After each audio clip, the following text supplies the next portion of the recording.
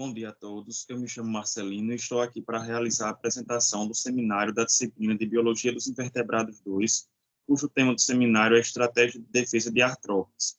A minha equipe é composta por Fábio, Wellington, Milena e Tamires.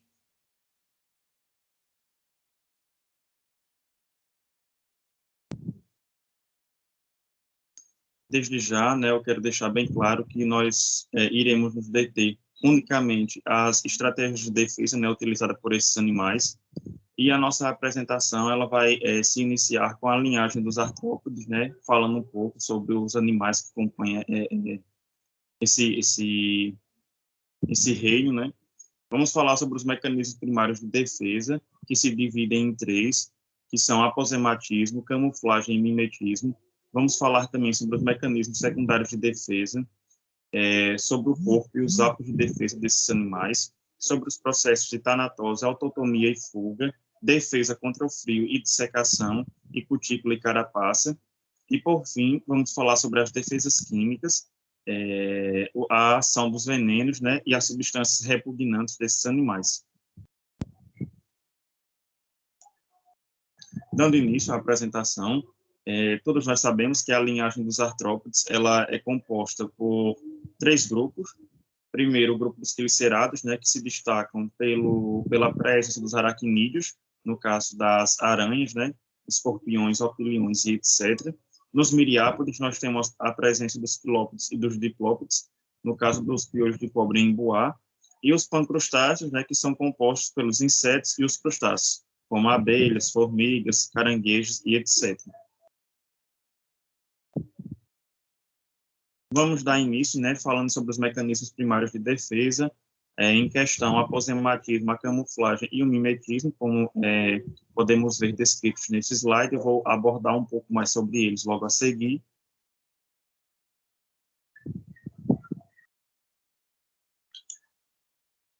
Vamos falar sobre os mecanismos secundários de defesa, a questão do pulo, do salto, como fuga, a questão das glândulas repugnatórias,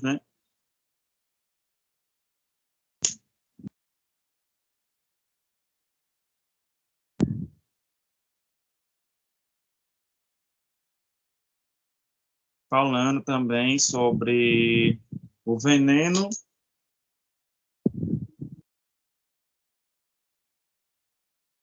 e a questão da ação do veneno também, e das substâncias, urticantes expelidas pelas glândulas repugnatórias. A gente vai falar sobre isso mais à frente.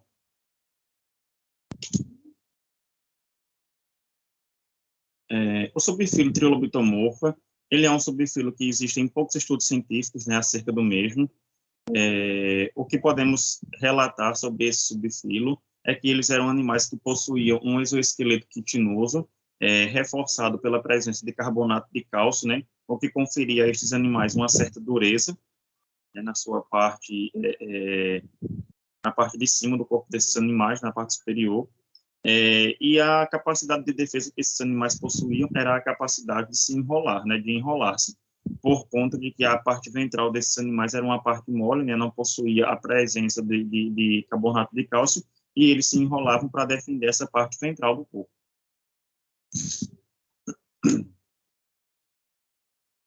Temos também a questão da coloração aposemática, que é uma coloração de perigo, evidente em alguns animais, como no caso as aranhas e os louva-a-Deus.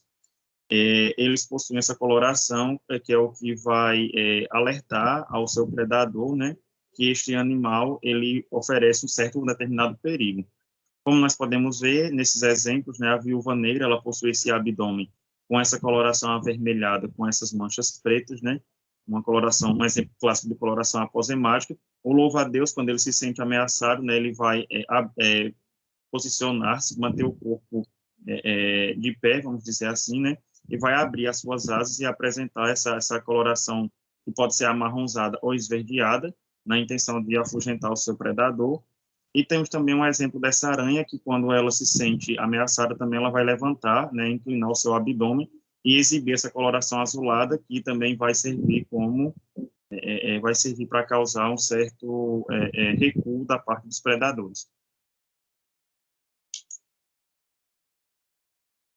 Em miriápodes, né, também, nos miriápodes nós podemos ver a presença dessa coloração aposemática, onde eles geralmente possuem uma coloração avermelhada, né, que pode também partir aí para o amarelo e para o laranja brilhante. Os animais do gênero Motytia, eles apresentam também uma característica muito interessante, que é a questão da bioluminescência, né, que eles vão utilizar como defesa, onde a bioluminescência, para quem não sabe, é a capacidade que alguns animais possuem de emitirem feixes luminosos de seu corpo, né? Temos também a questão da camuflagem, como nós podemos ver. Um exemplo clássico de animais que praticam essa camuflagem são as aranhas, né? Onde nós podemos ver a aranha do deserto, ela está utilizando a própria areia, né, do seu habitat, do local onde ela vive, para se esconder. Isso é tanto uma estratégia de defesa, como também uma estratégia de captura, né, que vai auxiliar na alimentação desse animal. Vemos também diversos tipos de aranhas camufladas em diversos ambientes, como casca de árvores, troncos, areia e diversos lugares, né, galhos, troncos. Vemos também um escorpião, né, muito bem camuflado nesse slide. Temos a camuflagem também em insetos, né? Como no caso nós podemos ver aí, o caso da esperança, que ela se assemelha muito a uma folha. O louva-a-Deus orquídea, né? Que ele recebe esse nome por conta da sua camuflagem, né? Ele se parecer muito com uma flor de orquídea. Temos o louva-a-Deus, o bicho-pau, que se assemelha muito a um graveto, né? Uma mesma coloração e o mesmo aspecto. Temos a lagarta-barão, que ela se assemelha muito com a folha, né? Onde ela está ali no habitat, né? Que ela está. E temos também esse animal, o Troptodero children, que ele se assemelha muito, né, a uma folhagem desse ramo, como nós podemos ver. Esse animal de coloração esverdeada.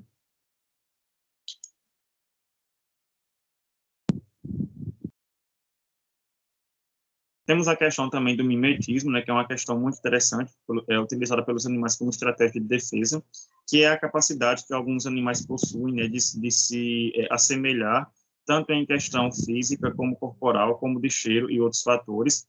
Eles se assemelham com animais perigosos, né, para afastar os seus possíveis predadores, como nós podemos ver nesse animal, né, o Hemerophanes triptolemus. Na sua fase larval, ele possui a sua cabeça como a cabeça no formato da cabeça de uma serpente, né, o que vai de certeza afugentar possíveis predadores.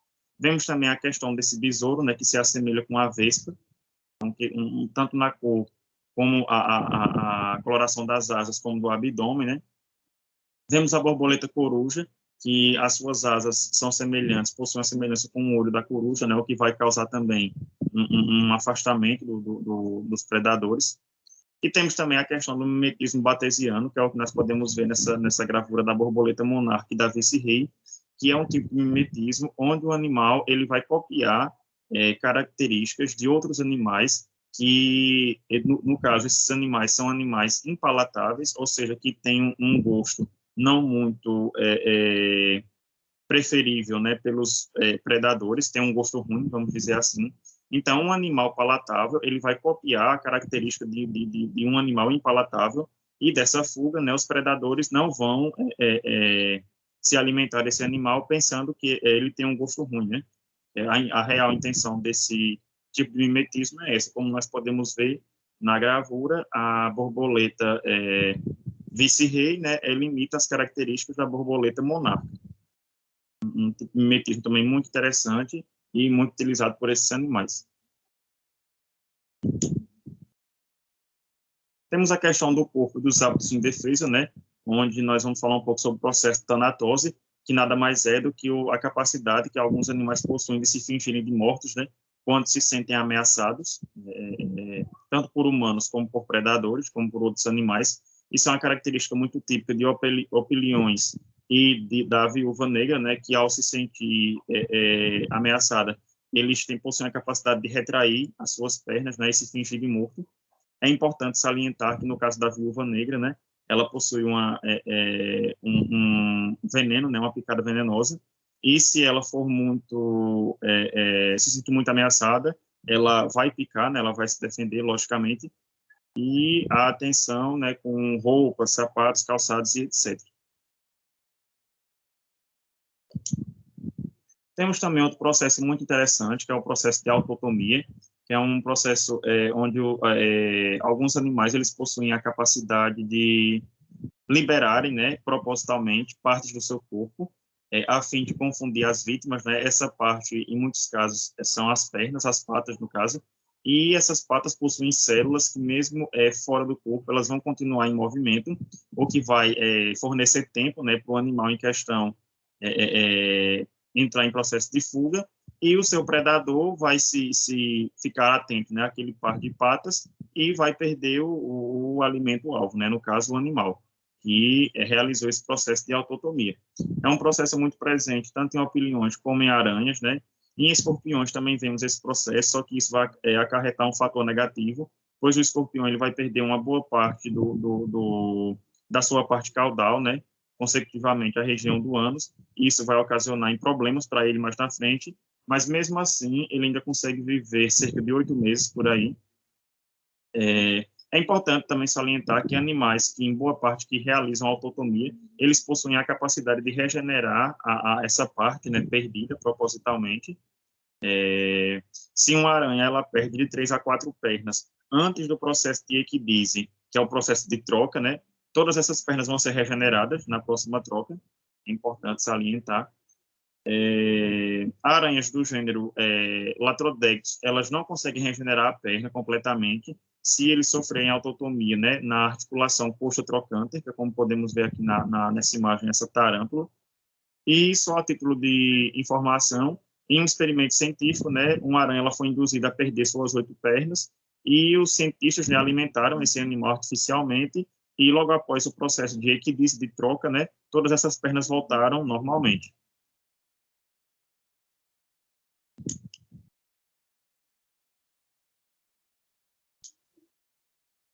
Temos também a questão dos insetos, né?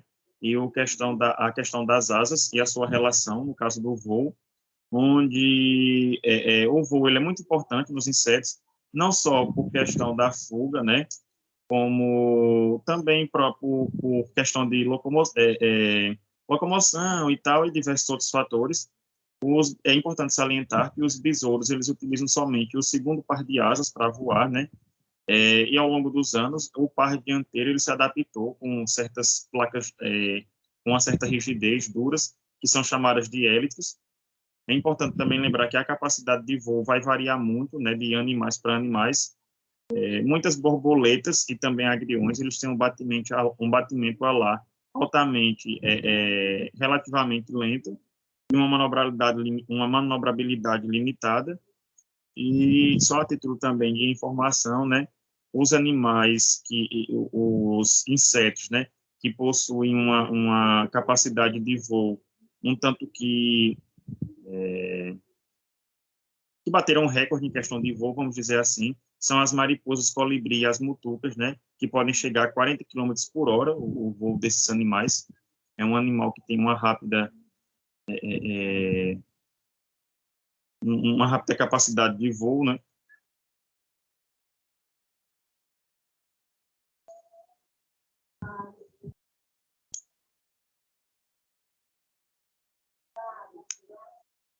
Temos também a questão do salto, né, que é muito utilizado para a fuga. Um exemplo clássico disso nós podemos ver nos gafanhotos e nos grilos, né, graças a esse par de pernas posteriores que eles possuem bem desenvolvidos, né, o que vai facilitar nessa questão do pulo, do salto, né, o que vai ocasionar também a fuga em caso de ameaça. E temos também a pulga, né, que ela é considerada um dos grandes saltadores do reino animal, e cujo elas possuem também esses tipos de garras, né, compostos por esses microespinhos que facilitam também a capacidade dela grudar na pele tanto de animais como de seres humanos, né. Tem também a questão dos colêmbulos, né, que possuem essa estrutura denominada fúcula, como nós podemos ver aí no slide, onde essa estrutura ela vai funcionar como uma espécie de catapulta e vai impulsionar o salto desse animal, né, onde esse salto ele pode ser comparado ao seu tamanho, né, em centímetros. E é importante também salientar que algumas espécies, né, liberam fluidos repelentes e eles também têm a capacidade de se comunicar, né, com sinais de alarmes para todo o grupo.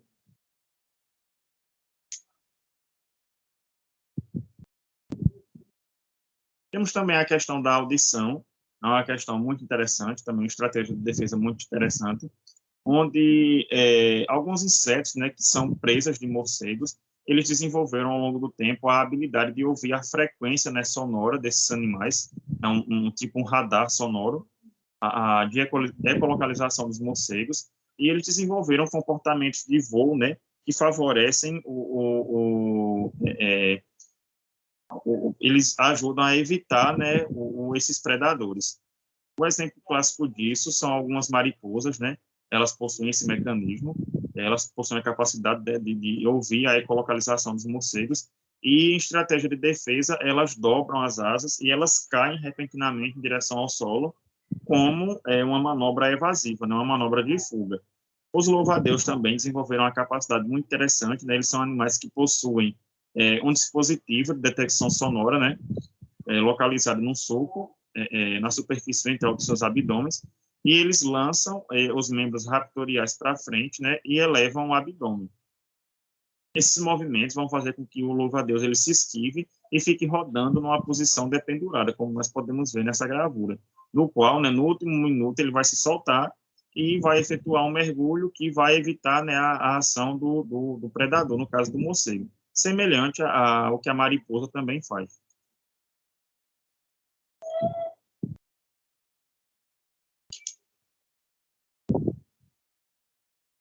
Temos também a questão das mandíbulas, né, presentes em insetos, onde elas possuem uma ação, uma função de mastigação, corte, sucção ou perfuração, como no caso dos insetos, mas também é importante salientar que pode ser utilizada como estratégia de defesa, né, a questão das mandíbulas, e as mandíbulas também elas contêm glândulas salivares em alguns insetos, que podem secretar diversos tipos de secreções, como no caso veneno, anticoagulantes, anestésicos, como nós podemos ver nessa gravura, né? Esse gafanhoto ele está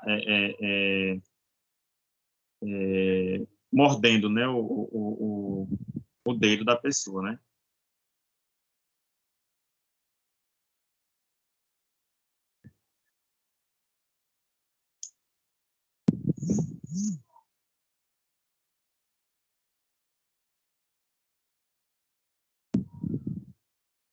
Temos também a questão da defesa contra o frio e a dessecação, uma questão muito interessante em insetos, onde muitos insetos, né, das regiões temperadas, eles podem sobreviver a temperaturas um tanto que congelantes, né, onde para isso eles vão acumular compostos como glicerol, sorbitol e trehalose, que vão agir, né, impedindo esse congelamento desses animais.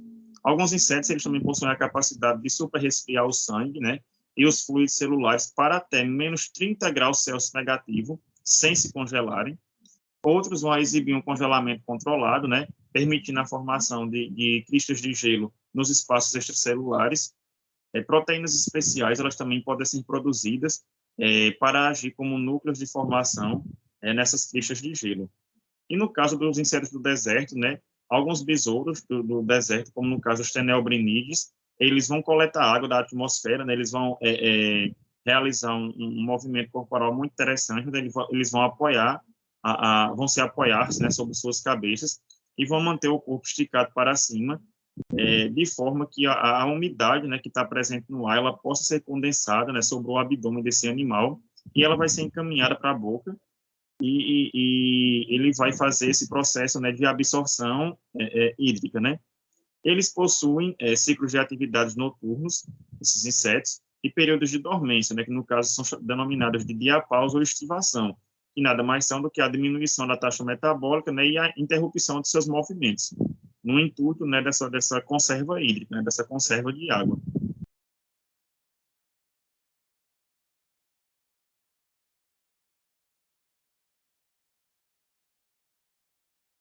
Os insetos também, eles possuem, né, outro mecanismo de defesa muito interessante, que são um par de espiráculos, né, onde esse espiráculo ele é provido com um mecanismo de fechamento, e em muitos insetos terrestres, né, o átrio também, ele contém dispositivos filtradores, como nós podemos ver claramente nesse slide. O mecanismo do fechamento, né, do espiráculo, ele vai reduzir essa questão da perda hídrica, e as estruturas filtradoras, elas vão impedir tanto a entrada de pó como a entrada de parasitas, e vão também reduzir a perda hídrica, né? A epicutícula desses animais, ela é impregnada com compostos sérios, ela é escleretizada, né, ou seja, ela é dura, possui uma certa dureza, e esses compostos sérios da epicutícula, eles vão reduzir a evaporação superficial, né, e o fechamento dos espiráculos, ele vai reduzir a evaporação a partir do sistema traqueal, né, das traqueias, que vai, né, ajudar também nessa questão hídrica, né.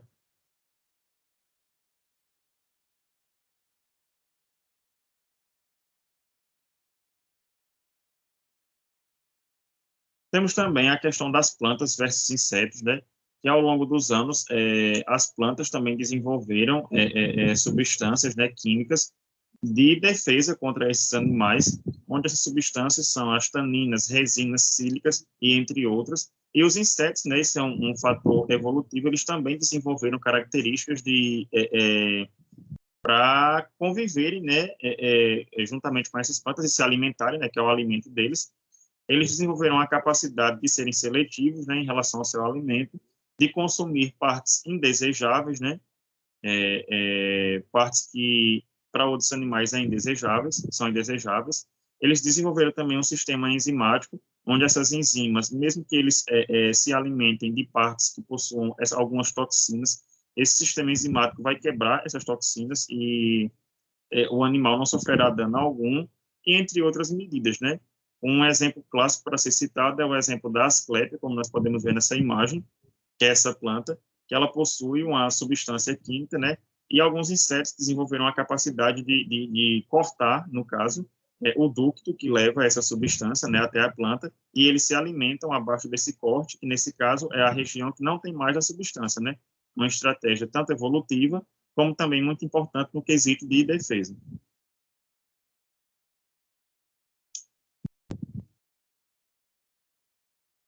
Temos também como estratégias de defesa estruturas, né, que alguns animais, no caso alguns insetos, se utilizam tanto na defesa contra predadores, como também na defesa contra dessecação, né, em lugares quentes, como é a presença, como nós podemos ver no slide, os cupinzeiros, os formigueiros, os vespeiros e as colmeias, né, que são estruturas que por si só já são, né, já é uma defesa para esses animais. E, além disso, eles também possuem outro mecanismo, né, que são as caixas de soldados, que vão proteger esses ambientes, né, e proteger também os seus moradores, como no caso dos cupins, as formigas, né, as vespas, as abelhas e etc.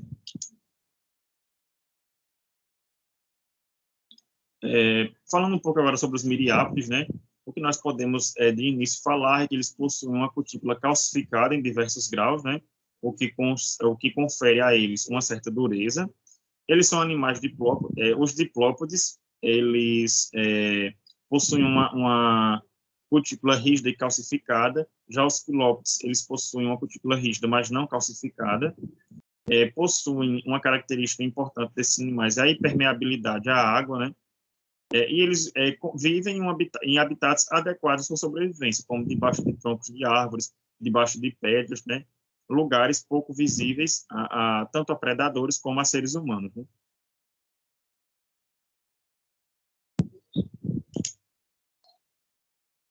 Os crustáceos, né, como todos sabemos, eles são animais de carapaça dura, onde a carapaça por si só já pode ser considerada uma estratégia de defesa, não de caráter evolutivo, mas já é uma defesa em si, né, porque vai conferir proteção à questão da dureza da carapaça a esses animais contra possíveis predadores. Os machos, eles se utilizam daquela, né, que é essa pinça bem desenvolvida, para atrair tanto as fêmeas, né, na questão do acasalamento, como para defender o território contra possíveis machos, né? E eles também possuem estratégia de defesa na questão de fuga e de esconderijos marinhos, né? Como nós podemos ver nas imagens, né? O animal aí em fuga e o animal se escondendo no fundo do oceano, né? Na areia, né? Do oceano. Uma questão de camuflagem, né? Desses animais.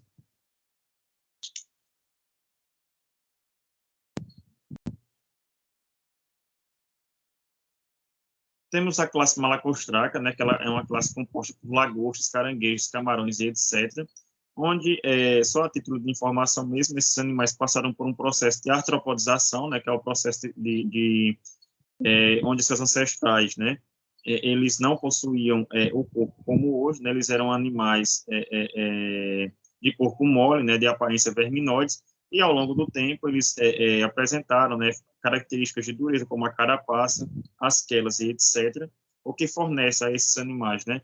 Uma certa plasticidade estrutural.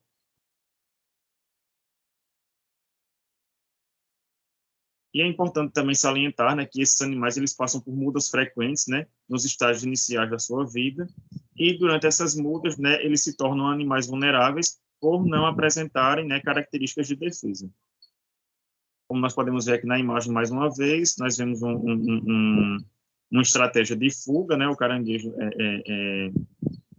nadando no ambiente aquático, e nós vemos ele também utilizando aquela para alimentação, né? E ele se escondendo, né? Fazendo meio que um buraquinho ali, uma toca no ambiente aquático, né? Uma estratégia de camuflagem.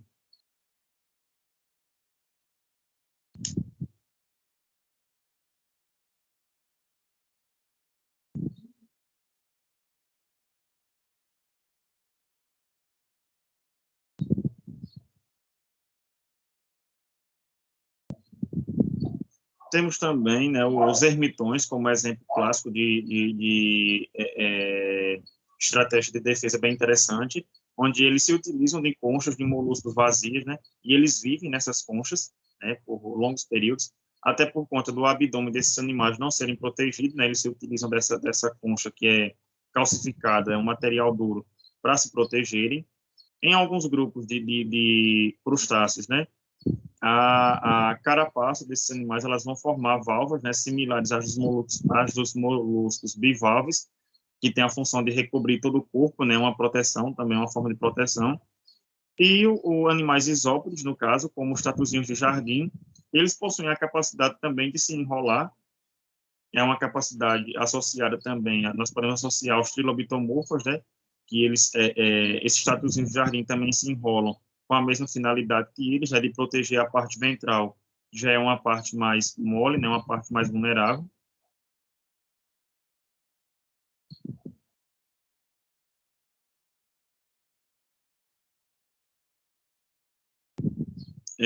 Podemos também notar a presença, né, do telson nesses animais, que é uma estrutura, né, que vai tem uma importância muito grande na movimentação, né, desses animais, o que vai ocasionar movimentos rápidos, né, e vai também ajudar muito na questão da fuga de predadores, né.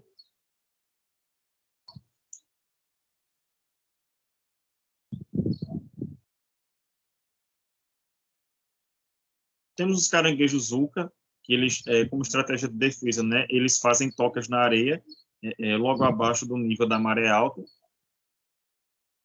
eles se protegem, né, se utilizam dessas tocas para se protegerem.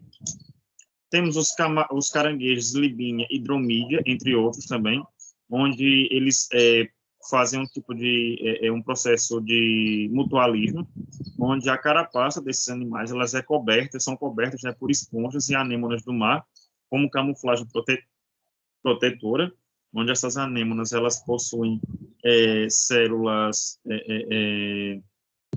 urticantes, né, que vai causar lesões, né, graves danos nos predadores, né, como choques e etc.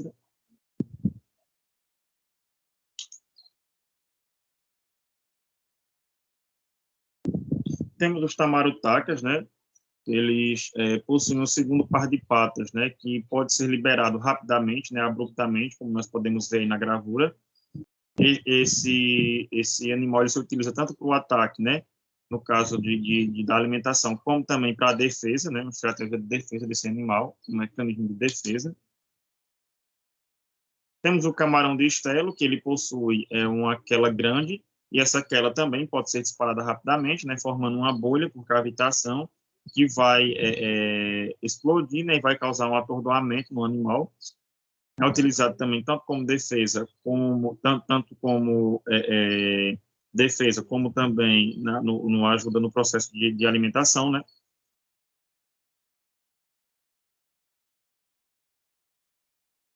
Temos os líbias tesselatas, que são os caranguejos que compõem o caranguejo boxe, né, que eles também praticam esse mutualismo, onde eles carregam, né, uma anêmona do mar, nas suas patas, né, na sua quela.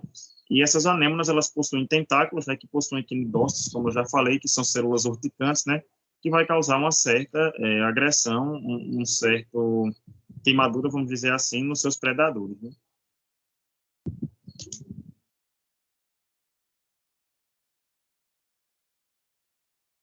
Temos a classe cefalocárida, onde a única estratégia de defesa desse animal é a cabeça em forma de ferradura, né? Que vai usar como sua defesa. Temos a subclasse branquiura, onde eles possuem uma carapaça larga, semelhante a um escudo, né? É a única estratégia de defesa desses animais. Temos a classe branquiópoda, onde eles possuem tanto uma carapaça em forma de escudo, como os branquiúdas, e também possuem a presença de um telson, né, que é o que vai ajudar na locomoção e na fuga desses animais, né, movimentos rápidos. E temos a subclasse mistacocárida, né, que é o único mecanismo de defesa desse animal, é a utilização do telso para a fuga, né, como já citado anteriormente. Temos a infraclasse cirripédia, no caso das cracas, onde elas são envolvidas por uma concha de placa calcária, né, o que vai fornecer esses seres vivos uma certa dureza. Eles são resistentes à dessecação, né, ao processo de dessecação em ambientes quentes, de clima quente. Os semibálanos e os balanoides, eles podem tolerar temperaturas também baixas e sobreviverem expostos ao ar, né, uma característica desses animais, uma característica de defesa. Temos também as defesas químicas, né, no caso do veneno, onde o veneno de algumas aranhas ele possui ação neurotóxica ou necrosante, né, causando necrose, como é o caso, nós podemos ver na gravura, essa aranha armadeira, né, e essa foto dessa parte do dedo, né, da mão da pessoa, que foi picada por esse animal. As aranhas, elas possuem glândulas de veneno, né, que são liberadas pelas quelíceras, no caso de ataque. A ação desse veneno é uma ação rápida e forte, né, a dor é intensa, e ela pode se irradiar por todo o corpo da vítima, né, não é uma coisa local, pode também se tornar sistêmico. Os escorpiões também possuem glândulas de veneno, né, localizadas na região do telson, nessa parte do aguilhão. Esse veneno dos escorpiões possui uma ação neurotóxica, né? Os sintomas da picada desse animal é dor, vermelhidão, coceira, edema, como nós podemos ver aqui nessas imagens, né? No caso da mão da pessoa aqui, a gente está vendo essa zona avermelhada, nessa lesão. E o pedipalpo, né, nos escorpiões, ele auxilia, né, na imobilização da presa, tanto na defesa como na alimentação também, onde, através do pedipalpo, né, ele vai imobilizar a presa, como nós podemos ver na gravura, e, através do aguilhão, ele vai injetar o seu veneno, né, a sua peçonha, o que vai ocasionar, né, na morte do animal, do predador, né? Ou da sua presa, no caso, né?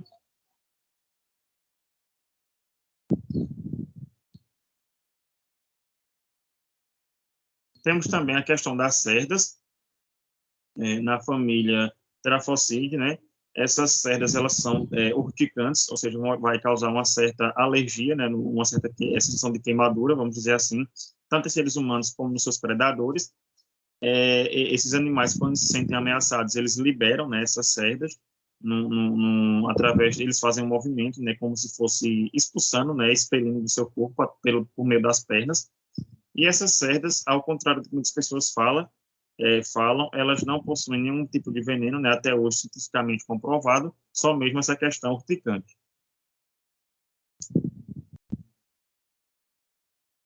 Temos a questão também das glândulas exócrinas, muito presentes em opiliões, né, onde essas glândulas elas possuem substâncias repugnatórias.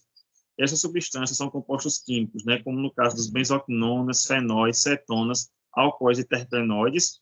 Essas substâncias liberadas, elas possuem um cheiro forte, né, e um tanto que desagradável, e causam irritação, né, tanto em seres humanos como nos predadores, né, se tratando de defesa, e ela pode ser letal em alguns predadores, né.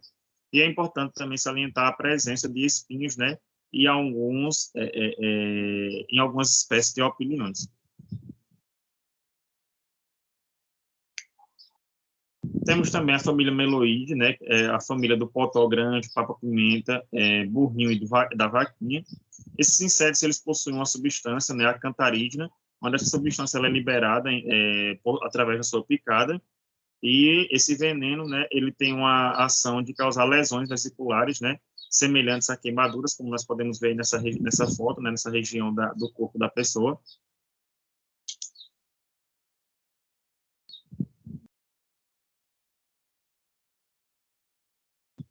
Temos a família Staphylinide, né, que é a família do famoso potó, que todo mundo conhece, esse animal de coloração avermelhada com preto. Ele possui também uma substância, né, que causa queimaduras de até 2º grau, que é a substância pederina, né, nós podemos ver nessa foto o pescoço dessa pessoa, né, totalmente queimado. Temos a família Formicide, né, que é a família composta pelas formigas, no caso das saúvas, tocandira, lava-pé, onde esses animais eles possuem uma mandíbula bem desenvolvida, né, e a picada desse animal, né, é uma picada um tanto que dolorosa, causando algumas lesões, né, como nós podemos ver nessa imagem dos pés da pessoa, né.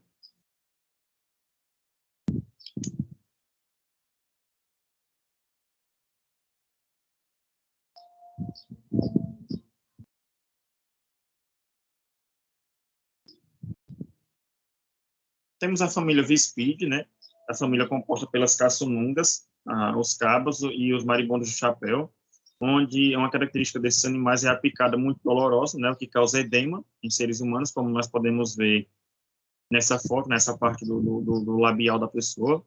Temos a ordem hemífera, que no caso é a ordem composta pelos barbeiros e a Maria Fedida, onde o barbeiro ele possui uma picada dolorosa, né, o que vai causar edema em seres humanos, não bastando, né, já o fato dele ser um grande vetor, né, de disseminação da doença de Chagas. Temos também a Maria Fedida, que ela possui uma toxina de odor desagradável, né, que ela libera quando se sente ameaçada.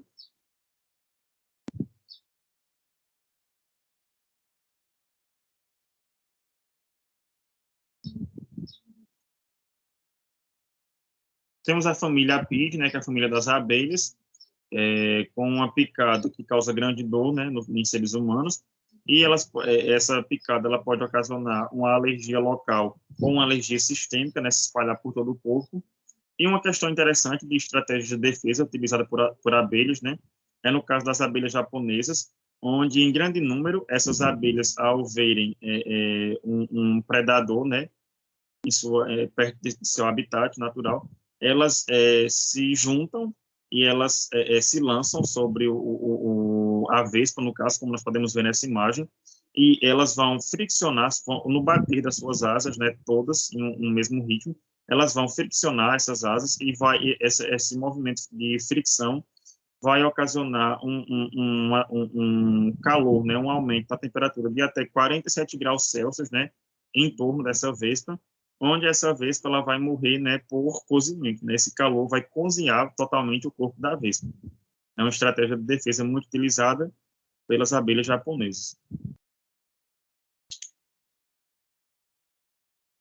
Temos a família Saturnidae, que é a família composta por lagartas, taturanas e etc., onde esses animais eles possuem glândulas venenosas, né, que estão inseridas nos espinhos, né, que estão espalhados por todo o seu corpo. E temos uma lagarta muito interessante nessa questão de veneno, que é no caso a Lonomia, onde o veneno desse animal ele causa hemorragia, né, e torna o sangue coagulável, o que pode causar até morte, né, em seres humanos. É um animal que tem que ter muito cuidado, o veneno dele é muito eficaz. Temos a família Megalopide, que é a família composta pela taturana gatinho ou taturana cachorrinho, onde esse animal ele também possui glândulas de veneno espalhadas pelo seu corpo, e esse veneno ele tem uma ação urticante que causa ardor e queimação, né?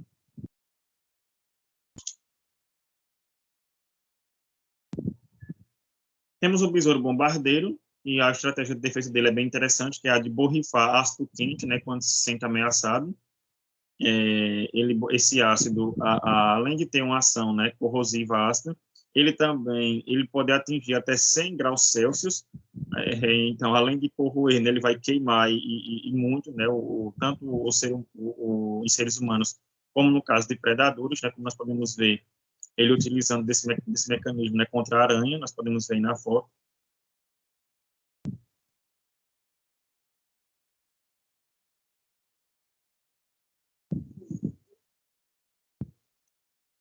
Temos também a presença, né, de glândulas repugnatórias em miriápodes, onde esses animais, né, entrando em contato com seres humanos e liberando essas substâncias, né, podem causar tanto dor, né, na pessoa, como eritema, que são manchas avermelhadas, como cefaleia, febre, vômitos ou dormência, né. O Glomeris marginata, ele é um animal que ele produz quinazolinonas, que é um poderoso sedativo. No caso esse animal se utilizando dessa substância em aranhas, como no caso da viúva negra, essa aranha ela já vai imediatamente ela já vai cair imobilizada, né, uma espécie de desmaio, vamos dizer assim.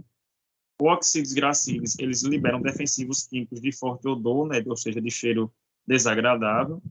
A subclasse penicillata, elas possuem uma capacidade de, quando se sentir ameaçada, elas atiram cerdas rígidas, né, em seus predadores.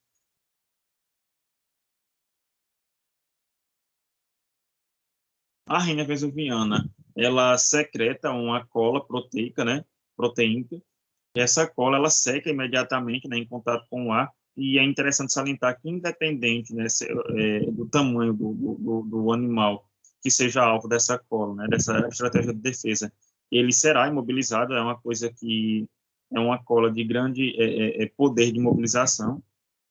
E alguns litobiomorfos, né, eles possuem não só duas glândulas repugnatórias, como eles possuem várias, né, ao longo do seu corpo, e como estratégia de defesa, eles atiram, né, gotas adesivas de secreções nocivas, né, nos predadores, né. Temos também a questão das forcículas, que são estruturas conectadas por um ducto, né, com glândulas de veneno, muito visto em miriápodes, né. Os sintomas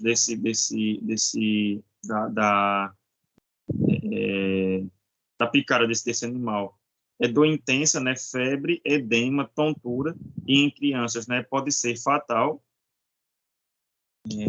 Foi feito, só a título de informação, né, foi feito realizado um estudo na China por cientistas, e ele mostrou, né, que uma lacraia da espécie Scolopendra subspinix multiplas, né, com aproximadamente 3 gramas, né, de peso, somente isso, ela foi capaz de dominar em 30 segundos um camundongo de 45 gramas, né, onde ela injetou o seu veneno numa única mordida, e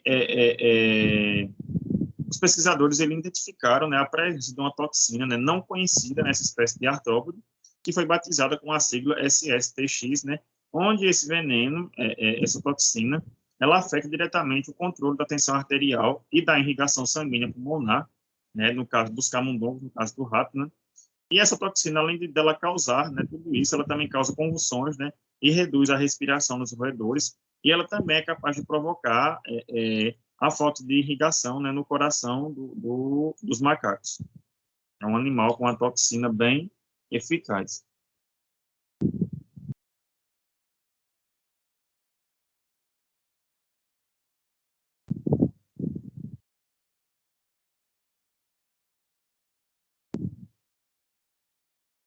Temos a classe Hemipédia, né, que possui, são animais que possuem maxilas hipodérmicas, né, com a presença de dentes abaixo da pele, onde eles utilizam para a inoculação de veneno, né, um caráter exclusivo desse animal, um caráter de defesa.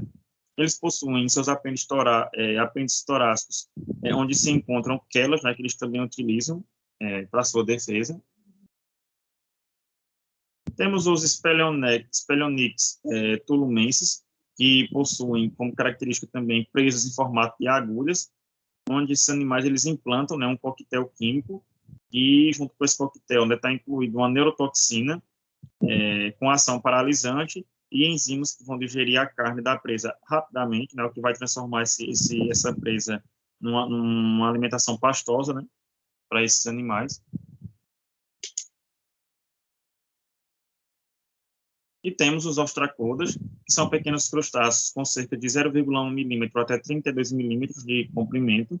Eles possuem um caráter bem interessante, que é a bioluminescência, como eu já falei anteriormente em outros exemplos, que é a capacidade de emitir feixes luminosos de seu corpo, ocasionada pela proteína luciferina. onde esses animais, né, eles vão se utilizar esse mecanismo para formar uma nuvem luminosa quando se sentirem ameaçados, uma nuvem de alguns centímetros, né, de espessura, o que vai atordoar o animal e vai causar uma possível fuga, né?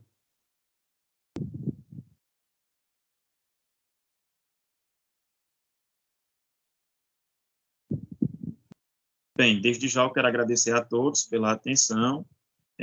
Quero deixar aberto para perguntas e possíveis dúvidas. Aqui estão as nossas referências que foram utilizadas na elaboração do seminário. Tenham um bom dia e até a próxima.